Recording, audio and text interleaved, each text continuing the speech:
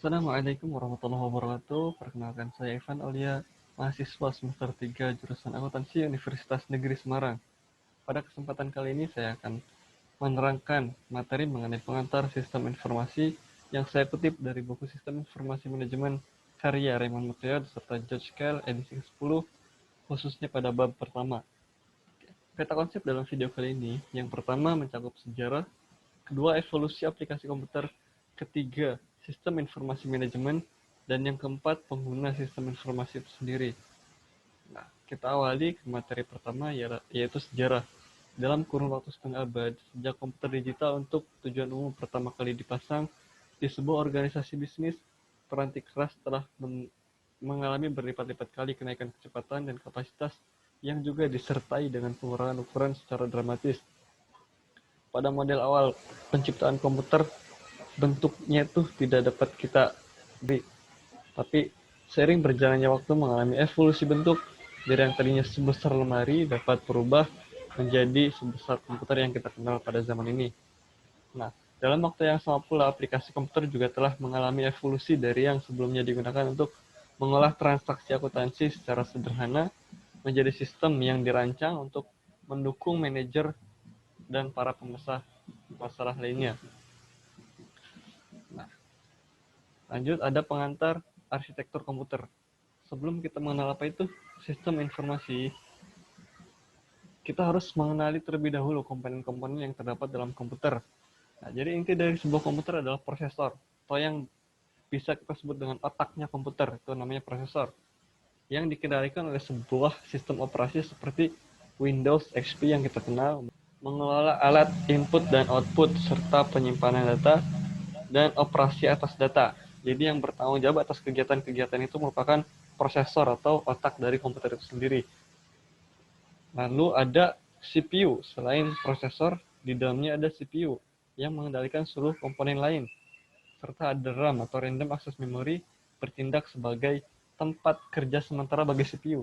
Jadi logikanya semakin besar ruang penyimpanan atau semakin besar RAM, maka akan semakin leluasa pula CPU untuk menjalankan kinerjanya. Lanjut, ada evolusi di bidang aplikasi komputer. Sistem informasi adalah suatu sistem virtual yang memungkinkan manajemen mengendalikan operasi sistem secara fisik. Ada dua pengertian di sini, yaitu sistem fisik serta sistem virtual.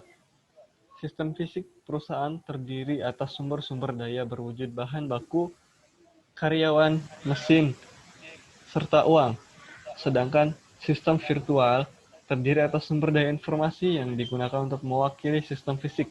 Secara sederhananya, sistem fisik merupakan sistem di mana dapat tertangkap oleh panca indera kita, baik itu penglihatan, dapat diraba, dapat dirasakan, dan sebagainya macamnya.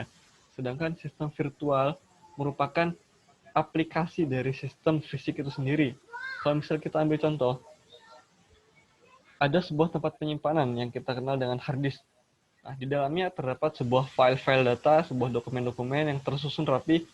Nah, sebuah hard disk tersebut dapat kita kategorikan sebagai sistem fisik. Sedangkan file-file tadi dapat kita kategorikan ke dalam sistem virtual.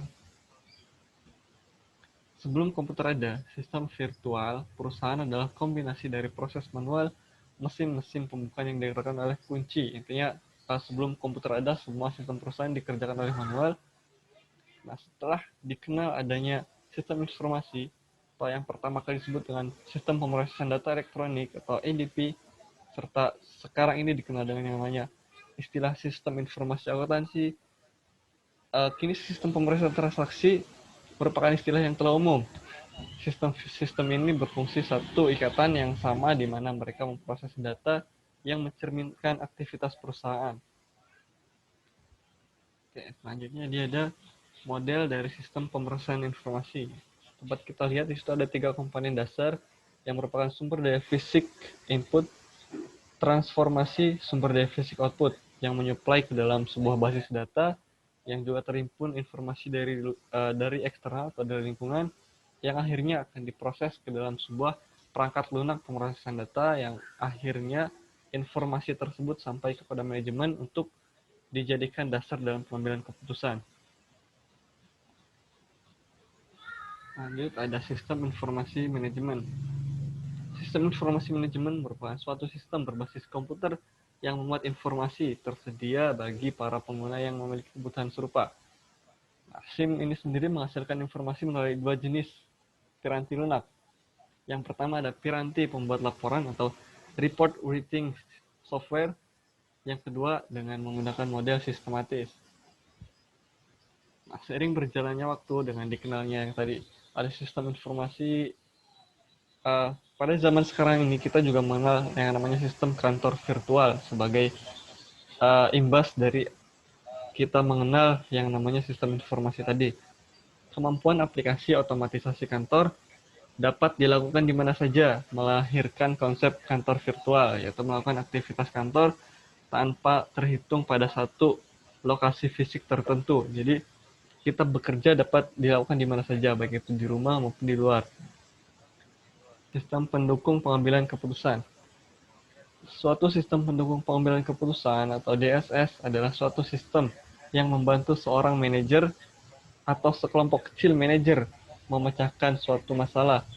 Salah satu contoh DSS yang dirancang untuk membantu seorang manajer penjualan menentukan tingkat komisi terbaik bagi para tenaga penjualnya.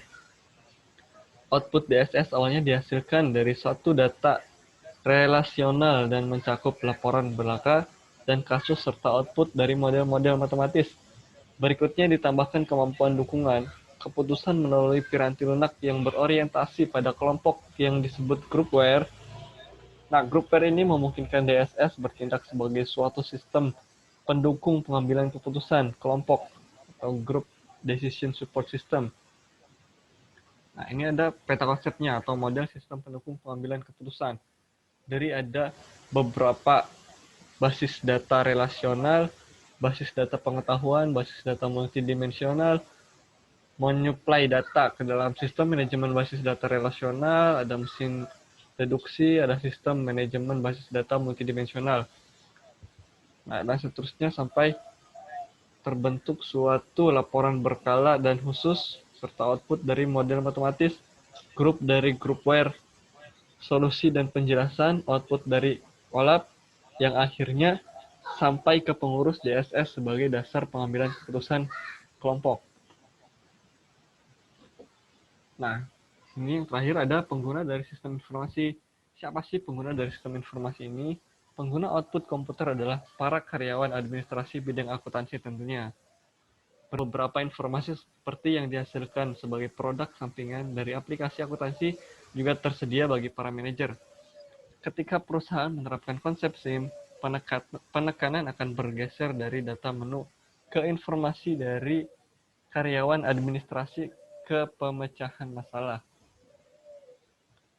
Oke, di sini ada pembagian atau pembagian kriteria penggunaan informasi bagi seorang manajemen.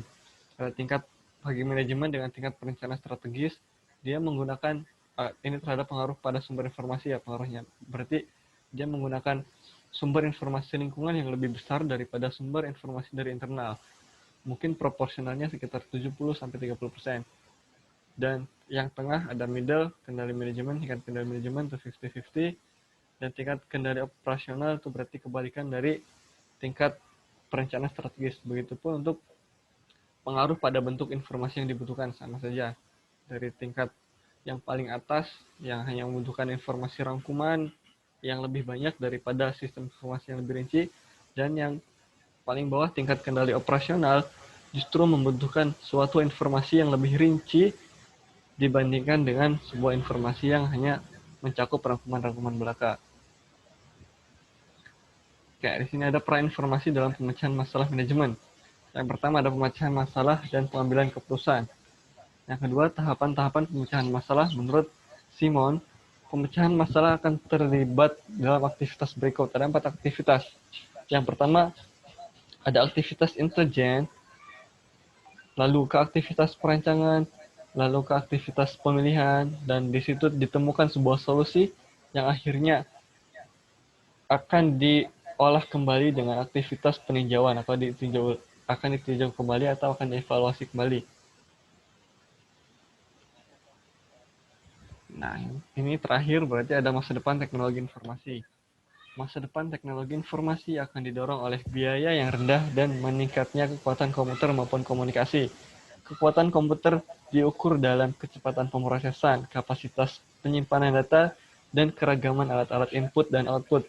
Kekuatan komunikasi diukur oleh biaya dan kecepatan transmisi, seperti jumlah data yang dikomunikasikan dalam suatu waktu tertentu.